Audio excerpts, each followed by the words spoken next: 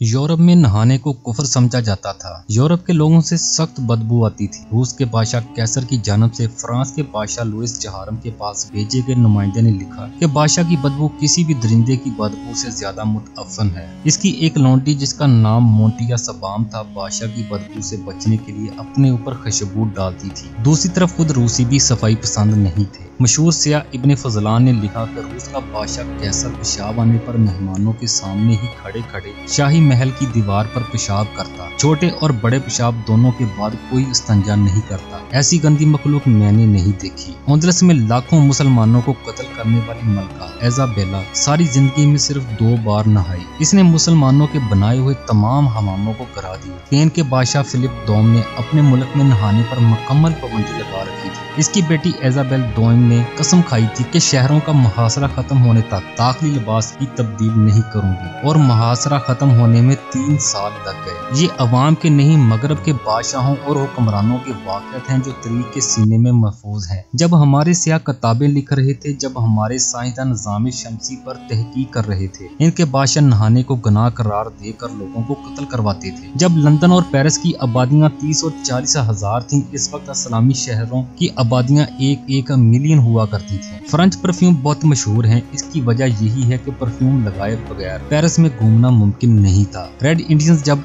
अहले यूरोप से लड़ते गुलाब के फूल अपनी नाक में ठूंस लेते थे, क्योंकि अहले यूरोप की तलवार से ज्यादा इनकी बदबू तेज होती थी। फ्रांसीसी मोरख दे प्यार कहता है, हम यूरोप वाले मुसलमानों के मकरूज हैं। उन्होंने ही हमें सफाई और जीने का ढंग सिखाया। उन्होंने ही हमें नहाना और लिबास तब्दील करना सिखाया। जब हम नंगे धड़ंगे होते थे, इस वक्त वो अपने कपड़ों को जमूर, याकूत और मरजान से सजाते थे। जब यूरोपी कलेसा नहाने को कुफ्र करार दे रहा था, इस वक्त सिर्फ करतबा शहर में 300 अवामी हमाम थे। फिर वक्त पलटा और हमसे हमारी साइंस, हमारा इल्म हमारी तरक्की के राज ले गया। हमें बदले में एहसास कमतरी दे दी। हमें फैशन नामी लफ्ज के साथ बेहूदगी दे दी। हमें मॉडर्न बनाने के नाम पर बेहयाई दे दी। हमने इनकी दी हर इस चीज का वेलकम किया जिससे हम बुरी तरह तबाह हो सकते थे। उन्होंने हमारी आजादी का नाम और साथ गलत तबीरें दे दी। हमने अपने निसाबों में बगावत के असूलों को आजादी के असूल करार देकर पढ़ाना शुरू कर दिया। फिर ऐसा हुआ कि हमने अयाशी को कामयाब जिंदगी समझना शुरू कर दिया। फिर ऐसा हुआ कि वो चांद पर जा रहे थे, हम तफरका पर बहस कर रहे थे। वो मरीख का सफर कर रहे थे, हम 1300 साल पहले सहाबा के मुसलमान होने ना होने पर बहस कर रहे थे। उन्होंने समुद्र में पेट्रोल के ज़खायर बनाने शुरू कर दिए और हमने पेट्रोल से जलाओ आग लगाओ तहरीकें चलाना शुरू कर दी। उन्होंने अदब में ऐसे शाहकार तकरीर करने शुरू किए जो अफकारे बदल दें, तो हमने लबो रक्सार,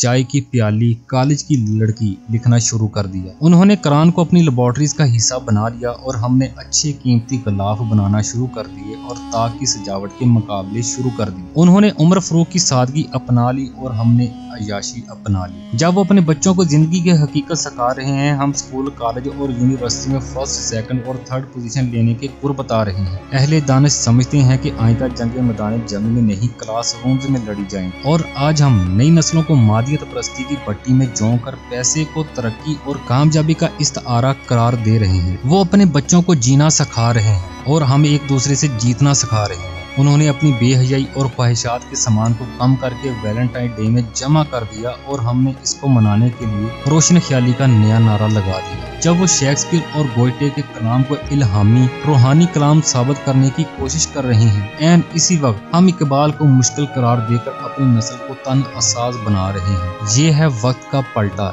जो हमें खुदा ने नहीं दिया। खुदा भी वही है, जमाना भी वही है, मगर म्यार बदल गए हैं। तो नाज़रीन, ये थी आज की वीडियो। कैसी लगी आपको ये वीडियो कमेंट करके जरूर बताइएगा। और हमारी मजीद अच्छी वीडियोस देखने के लिए हमारे चैनल को लाइक करें, सब्सक्राइब करें और बेल नोटिफिकेशन को जरूर प्रेस करें ताकि हमारी आइंदा आने वाली तमाम वीडियो सबसे पहले आप तक पहुंच सके। मिलते हैं अगली वीडियो में, तब तक अल्लाह हाफिज।